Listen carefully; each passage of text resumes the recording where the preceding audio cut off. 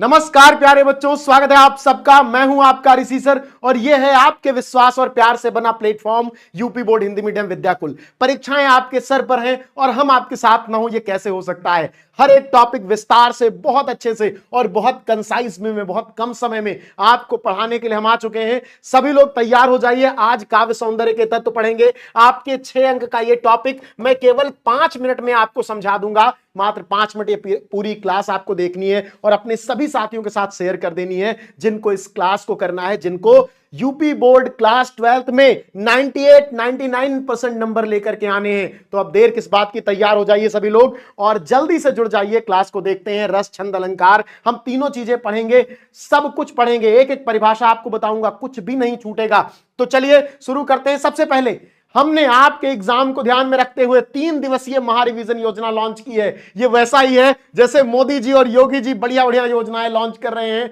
और इस देश को बेहतर, इस राज्य को बेहतर बना रहे हैं। तो आपके रिजल्ट को बेहतर बनाना मेरी जिम्मेदारी है। UP board Hindi medium Vidyakul के आपके प्लेटफॉर्म पर 21, 22, 23 फरवरी सुबह, दोपहर, शाम 6 सुबह 6 से 8, बिल्कुल जैसे दवा दी जाती है, एक डॉक्टर एक मरीज को बेहतर करने के लिए दवा देता है, वैसे पूरी हिंदी पढ़ाने के लिए मैं आ रहा हूं। इसका स्क्रीनशॉट ले लो एक बार और ये मेरा इंस्टाग्राम आईडी है, इस पर मुझे टैग करके बताओ कि तुम तैयार हो चुके हो। ऋषि सर विद्याकुल पर टैग करके बताओ कि तुम तैयार हो चुके हो क्लास करने के लिए। सभी साथियों को अपने टैग कर देना। 21, 22, 23 फरवरी सुबह 6 बजे से और रात 10 बजे तक तुम्हारे साथ रहूंगा और 24 फरवरी को सुबह 6 बजे सबसे बेहतरीन क्लास लेके आऊंगा तुम्हारे लिए। अब तो नींद तभी आएगी जब तुम्हारा पेपर अच्छे से हो जाएगा, अर्थात 24 की रात में सोऊंगा, तब तक के लिए नींद त्याग चुका हूं। आओ सबसे पहले श्रृंगार रस पढ़ते हैं। रति नामक स्थायी भाव जब विभाव, अनुभाव और संचारी भाव से पूर्ण होता है तो श्रृंगार रस की निष्पत्ति होती है। इसे रसों का राजा कहा जाता है। ध्यान रखना, रस में एक बहुत विशेष बात मैं तुम्हें बताऊंगा। देखो यहां पर स्थायी भाव रति लिखा हुआ है, यहां पर रस श्रृंगार लिखा हुआ है। आपको केवल ये दोनों चीजें रसों में बदलनी है, बाकी सभी चीजें सेम रहेंगी। जैसे अभी मैं तुमको एक और रस दिखाता हूं, हास्य रस। हास नामक स्थायी भाव जब विभाव, अनुभाव और संचारी भाव से पूर्ण हो रस की निष्पत्ति करता है तो हास्य रस की निष्पत्ति होती है। अब देखा तुमने, स्थायी भाव और रस का नाम केवल बदला। उदाहरण याद कर लेना। अब जैसे देखो, मान लो श्रृंगार रस है, मान लो श्रृंगार रस है बेटा तुम्हारे सामने, तो इसमें 2 रस होते हैं। एक संयोग श्रृंगार, जब प्रेमी प्रेमिका, नायक नायिका का मिलन होता है। अभी तो वैलेंटाइन डे गुजरा है, कुछ लोगों के ब्रेकअप हुए होंगे, कुछ का पैचअप हुआ होगा। तुम लोग तो काफी जेंजी हो तुम लोग ना। तो श्रृंगार रस है तुम्हारा, वियोग श्रृंगार, श्रृंगार संयोग और वियोग 2 है। दोनों के अलग अलग उदाहरण आपको याद करने पड़ते हैं। तुम्हारी किताब से ही उदाहरण दे रहा हूं जिससे तुमको ज्यादा मेहनत ना करनी पड़े। संयोग श्रृंगार तुम्हारे श्रद्धा और मनुष्य है। कौन हो तुम वसंत के दूत, विरस पतझड़ में अति सुकुमार, घन तिमिर में चपला की रेख, घने अंधेरे में बिजली की एक रेखा के समान हो और तपन में शीतल मंद बयार और बहुत गर्मी में ठंडी हवा के समान हो। तो श्रद्धा मनु से मिल रही हैं और मनु श्रद्धा से उनका परिचय पूछ रहे हैं। संयोग हो रहा है, संयोग श्रृंगार हो जाएगा। वियोग श्रृंगार, राधा जी कहती हैं कृष्ण चले गए मेरे प्यारे नवजलद से कंज से नेत्र वाले, जाके आए न मधुबन से। बहुत सारे लोग गलत यहां अर्थ बता देते हैं कि मधुबन चले गए और नहीं आए ना, मधुबन से चले गए, मधुबन से चले गए और वापस नहीं लौटे। कहां गए? मथुरा गए। और मैं रो रो के प्रिय विरह में बावली हो रही हूं। राधा जी पागल हुई जा रही हैं रो रो कर और पवन से कहती है कि भैया जाओ, सब दुख कथा मेरी श्याम को तुम सुना दो। ठीक है, तो यह आपका संयोग श्रृंगार हो गया। इसी प्रकार हास नामक स्थायी भाव जब विभाव, अनुभाव और संचारी भाव से पूर्ण होता है तो हास्य रस की निष्पत्ति होती है। हाथी जैसा देह, गैंडे जैसी खाल, तरबूजे सी खोपड़ी, खरबूजे से गाल। इसका आप लोग स्क्रीनशॉट लेते रहना बेटा, इसका स्क्रीनशॉट लेते रहना। करुण रस, फिर वही आपको मैंने पैटर्न बता दिया। स्थायी भाव और रस का नाम बदलना है, बाकी सब सेम रहेगा। शोक नामक स्थायी भाव विभाव, भाव संचारी भाव से पूर्ण हो रस की निष्पत्ति करता है, उस रस को करुण रस कहते हैं। फिर आपके सिलेबस से ही उठा रहा हूं आपका उदाहरण, कैकेयी के अनुताप से। कैकेयी के अनुताप, कौन लेखक है कैकेयी के अनुताप का? जरा कॉमेंट करके बताओ। हे आर्य, रहा क्या भरत अभीप्सित अब भी, मिल गया अकंटक राज्य उसे जब तब भी, पाया तुमने तरुतले अरण्य बसेरा, रह गया अभीप्सित शेष तदपि क्या मेरा। भरत दुखी हैं और उलाहना वाली भाषा में बात कर रहे हैं किससे? राम से। पीड़ा बता रहे हैं अपनी, व्यंग्य कर रहे हैं, पीड़ित व्यंग्य है। और यहां पर करुण रस हो जाएगा। यहां पर वो भी हो जाएगा कि मणिक होए भुजंग सी, जननी फंसा पटक रही थी शीस। ये नहीं होगा। एक और लोग लिख देते हैं कि वो जो सीता जी और राम जब सीता जी को खोजने के लिए जाते हैं कि हे खगमृग, हे मधुकर श्रेणी, तुम देखी सीता मृग नैनी। ये बेटा वियोग श्रृंगार का है, क्योंकि राम और सीता पति पत्नी है, वहां पर प्रेम है, रति विषयक प्रेम है। वहां का वियोग वियोग श्रृंगार में जाएगा, फिर प्रलंब श्रृंगार में जाएगा। वीर रस उत्साह नामक स्थायी भाव विभावन भाव और संचारी भाव से पूर्ण हो, वीर रस की निष्पत्ति करता है। उसके बाद आपका उदाहरण आ जाएगा, साज चतुरंग सैन अंग में उमंग धारी सर्जा शिवाजी जंग जीतन चलत है। ये भी आपकी किताब से है, 12th से नहीं है, 11th से है। आपने महाकाव्यभूषण को पढ़ा था। महाकाव्यभूषण ने जो शिवा बावनी उनकी जो आपके में रचना थी 11th में, वहीं से लिया गया है, साज चतुरंग सैन अंग में उमंग धारी। उसके बाद आपका शांत रस है, निर्वेद नामक स्थायी भाव विभावन भाव संचारी भाव से पूर्ण हो, रस की निष्पत्ति करता है, उस रस को शांत रस कहते हैं। यहां पर कोई भी सामान्य सी कविता लिख दो, दोहा लिख दो जिसमें कोई भाव ना पैदा हो रहा हो। शांत मतलब जहां कोई भी स्ट्रॉन्ग फीलिंग ना आ रही हो। शांत होना भी एक फीलिंग है, तभी तो यह रस बना, लेकिन स्ट्रॉन्ग फीलिंग नहीं है। ठीक है, आदमी शांति से बैठा हुआ एक बात कह रहा है बस। ठीक है, उसके बाद हम आ जाते हैं छंद पर। बेटा छंद सबसे पहले तो आपको यह पढ़ना है, बड़ा हुआ तो क्या हुआ, जैसे पेड़ खजूर, पंछी को छाया नहीं, फल ला गया तो दूर। 4 ऑप्शन है, कमेंट करके बता दो। सबसे पहले सभी लोग कमेंट करके बता दो कि इसमें कौन सा सही है। सभी लोग कमेंट करके बताओ, और यह भी कमेंट करके बताओ कि तुम किस जिले से हो, कहां से यह क्लास देख रहे हो, जिससे मुझे पता चले कि मैं उत्तर प्रदेश में मुझे कहां तक बच्चा देखता है, आपके ऋषि सर को कहां कहां से प्रेम मिल रहा है। साथ ही यह भी बताओ कि इस बार बोर्ड परीक्षा में कितने % नंबर लाना चाहते हो। ये सारी बातें जब तुम करते हो, कॉमेंट सेक्शन में देखता हूं तो हृदय प्रफुल्लित होता है, और ज्यादा तुम्हारे लिए मेहनत करने का मन करता है। और इस समय तो 24 घंटे मेहनत हो रही है। ठीक है, अब चलो, इनको तुमने किया नहीं किया मुझे इस पर आंसर भी नहीं बताना, इसका आंसर लास्ट में तुम्हें खुद पता चल जाएगा। ठीक है, तो आओ देखते हैं कौन कौन सा छंद तुम्हारे लिए इंपॉर्टेंट है। चौपाई, दोहा, सोरठा, कुंडलिया। अब मैं बच्चों से कहता हूं कि कुंडलिया मत पढ़ो। क्यों कहता हूं? क्योंकि 2 छंद आपको दिए जाते हैं, एक अथवा करके, कोई एक करना होता है। अगर कहीं कुंडलिया अथवा में है तो बाकी 3 आपके अथवा में होंगे, तो 3 तैयार कर लो जो सरल है। कुंडलिया थोड़ा कठिन है, थोड़ा विषम मात्रिक छंद है, तो मैं उसको कहता हूं कि मत पढ़ो। और ये टेक्नोलॉजी बिल्कुल तार्किक है, प्रोबेबिलिटी पर आधारित है, ऐसा नहीं कि तुक्का मारने वाली बात है ना, तुक्का नहीं है ये।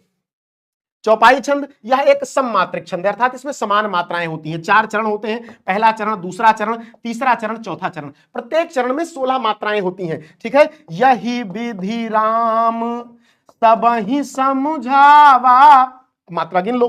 गुरु पद पदुम हरसि सिरुनावा, मात्रा गिन लो, 16 होगी। अब आप कहोगे सर मात्रा कैसे लगती है? तो बेटा स्वर 2 प्रकार के होते हैं, ह्रस्व स्वर, दीर्घ स्वर। संस्कृत में 3 प्रकार के होते हैं, एक प्लुत स्वर भी होता है, जैसे आप कहते हो ओम, तो यह प्लुत स्वर है।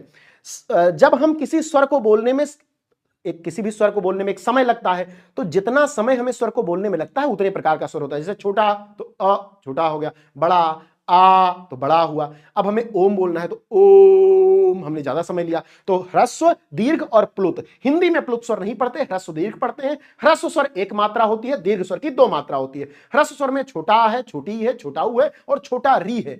दीर्घ स्वर में बड़ा है, बड़ी है, बड़ाऊ है, ए है, ओ ऐ है, ओ है, औ है। ठीक है, ये आपको ध्यान रखना है। इस प्रकार जब आप मात्रा लगाओगे, जैसे देखो रा में बड़ा आ है तो 2 मात्रा हो जाएगी, न में बड़ा है 2 मात्रा, वा में बड़ा है 2 मात्रा, या में छोटा है, ही में छोटी है तो 1-1 मात्रा हो जाएगी। स्क्रीनशॉट लेते रहो और मुझे बताते रहो कमेंट करके कि कौन सा तुम्हें याद है और कौन सा नहीं याद है। ठीक है, और सभी लोग चौपाई का एक उदाहरण कमेंट सेक्शन में लिखेंगे। दोहा की देखते हैं, यह अर्ध सम्मात्रिक छंद है। भैया अर्ध सम्मात्रिक क्यों? इसमें भी 4 चरण होंगे, इसमें भी 4 चरण होंगे। तो जो इसके सम चरण है, दूसरा और चौथा, इसमें 11-11 मात्राएं होती हैं, और जो इसके विषम चरण है, पहला और तीसरा, इसमें 13-13 मात्राएं होती हैं। अब आधे में 13 और आधे में 13, तो अर्ध सम मात्रिक, आधा बराबर मात्रा वाला। ठीक है, 11-11 मात्राएं। अब इसको भी मात्रा तुम उदाहरण एक याद कर लो। बहुत लोगों को सुंदरकांड याद रहता है, श्री गुरुचरण सरोज रज निजमन मुकुर सुधार बरनहु रघुबर विमल जस जोदायक फलचार, ये आपका हो गया। तो अब यहां भी है, कारज धीरे होत है काहे होत अधीर, समय पाए तरुअर फरे केतक सिंचो नीर। तो कारज धीरे होत है काहे होत अधीर। आप मात्रा गिन लो, मैं आपको चरण बता दे रहा हूं, कमेंट करके बताओ कि मात्रा सही है कि नहीं है। और एक बात सभी लोग बताओ, चौपाई इस शब्द में कितनी मात्रा है? आप कमेंट करके मुझे बताओगे। नेक्स्ट पर चलते हैं बेटा, सोरठा छंद। यह अर्ध सम्मात्रिक छंद है, यह दोहे का ठीक उल्टा होता है। जैसे दोहे में पहले और तीसरे में 13-13 थी, अब सोरठे में क्या हो जाएगा? पहले और तीसरे में 11-11 हो जाएगी। बस यही अंतर होगा, बाकी एक जैसा है, आप बिल्कुल देख लो।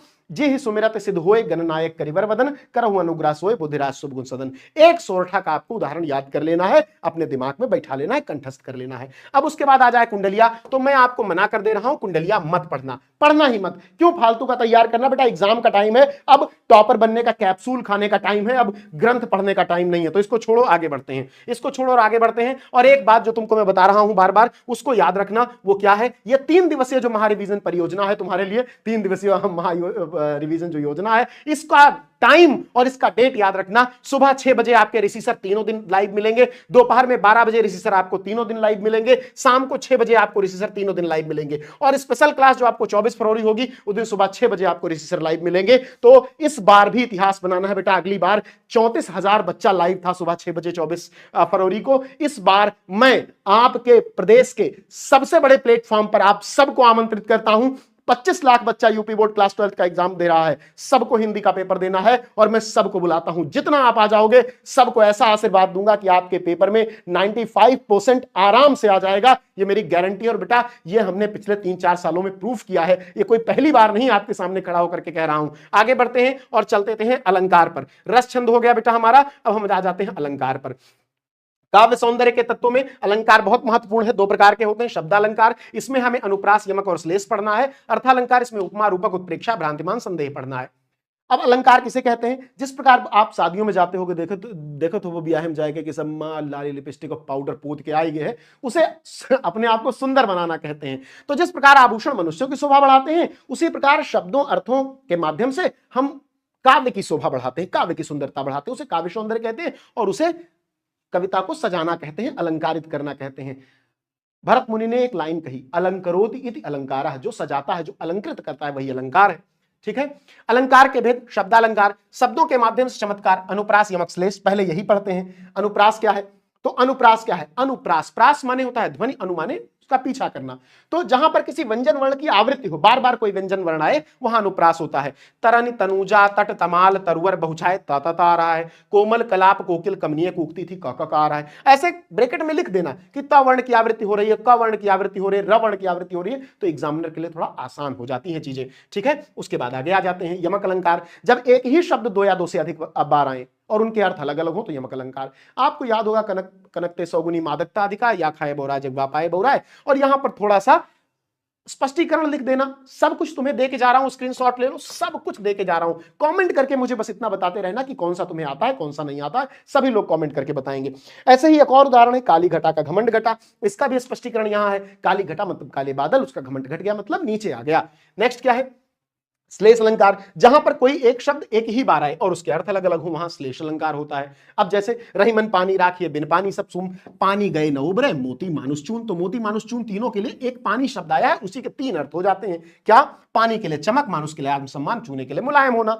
ऐसे ही चरण धरत चिंता करत चितवच्चारी और सुवर्ण को खोजत फिरत कब व्यभिचारी चोर। अब यहां भी 3 प्रकार से आपको देखना है। सुवर्ण शब्द आया है 3 लोगों के लिए, कवि, व्यभिचारी और चोर के लिए। सुवर्ण का अर्थ कवि के लिए है सुंदर रचना, व्यभिचारी के लिए सुंदर स्त्री, और चोर के लिए स्वर्ण जो सोना होता है, गोल्ड जिसे कहते हो, यह है। तो इसको आपको कंठस्थ कर लेना है, इसका स्क्रीनशॉट ले लेना है बेटा। कुछ चीजें आपको याद कर लेनी है जिससे आपके पेपर खराब ना हो। एक एक नंबर से आपके पेपर में दिक्कत आ जाती है। और हिंदी का पेपर सरल होता है, माना सरल होता है, लेकिन हमें कमजोर नहीं पड़ना है। पहला पेपर हो, पहले मारो कबो न हारो, ये कहावत हमारे बुजुर्ग कहा करते थे। तो पहले में गिराए कांड देख है पेपर का, यहां कि दूसरा पेपर मुड़ ना उठाए पावे, कुछ ना कह पावे। सबको टॉपर बनना है। और मैं आपको मंत्र दे के जाऊंगा, हमारी 3 दिवसीय योजना में एक भी टॉपिक अगर बच गया तो बताना, पूरा सिलेबस से पाट दूंगा। बिल्कुल पढ़ो, 24 घंटा पढ़ो, और पढ़ के लिख के छाप के आओ एकदम से। ठीक है।